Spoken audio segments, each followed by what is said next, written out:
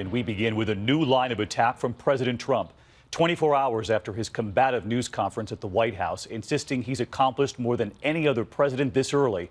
Tonight, declaring the media is not his enemy, but the enemy of the American people. For a time today, it appeared the president was turning the page at a Boeing plant in South Carolina, talking about creating jobs, leaving the week's controversies behind. Among them, his new choice for National Security Advisor, Vice Admiral Bob Harward, who turned him down, citing personal reasons. Tonight, it would appear the president is now turning back to his campaign playbook. But will it work now that he's president? ABC senior White House correspondent Cecilia Vega tonight.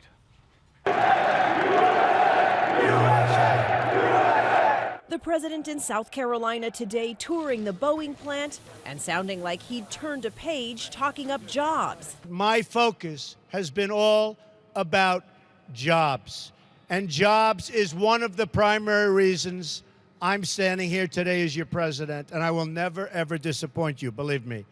But soon he was back to where he was just 24 hours ago, tweeting a full-on declaration of war with the media, saying the fake news media, failing New York Times, CNN, NBC News, and many more, is not my enemy. It is the enemy of the American people. Sick. Later revising the end of that tweet to remove the word sick and adding ABC and CBS News. It follows that 77-minute-long press conference. Quiet, quiet, quiet. When the president lashed out at the media. The leaks are absolutely real. The news is fake because so much of the news is fake. Taking aim at individual reporters.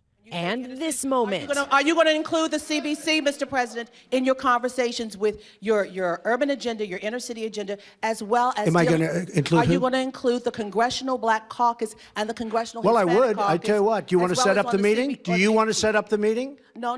Are they friends of yours? I'm just a reporter. No, set up the meeting. I know some of them, but I'm sure Let's go. Set up a meeting. I would love to meet with the Black Caucus. I think it's great. Tonight, the Society of Professional Journalists tweeting, an attack on a free press by a sitting U.S. president is a slap in the face to democracy, our country's founders, and the American people. The attacks flying after a week of turmoil in the White House.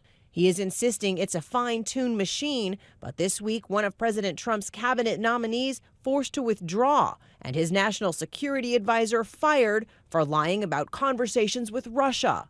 The president said he had a replacement waiting in the wings.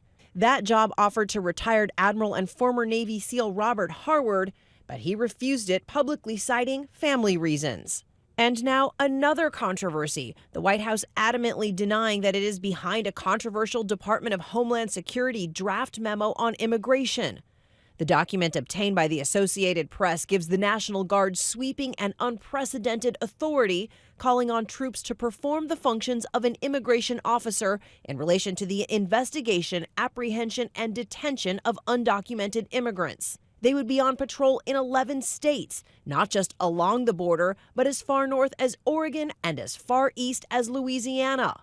A senior Department of Homeland Security official tells ABC News that while Secretary John Kelly's name is on the memo, he never saw it. The draft was in the very early stages, and the current version has no plan to use the National Guard for immigration enforcement. And Cecilia Vega with us here in New York tonight. And tomorrow, President Trump, Cecilia, is going to hold a campaign rally, a rally for re-election? Yeah, his team is making it very clear, David, this is not a White House event. This is a campaign event. We are talking for his re-election bid just 28 days into his presidency, David. And if what we've seen today is any indication, it's safe to say we will probably see more attacks on the media. All right, Cecilia Vega leading us off tonight. Cecilia, thank you.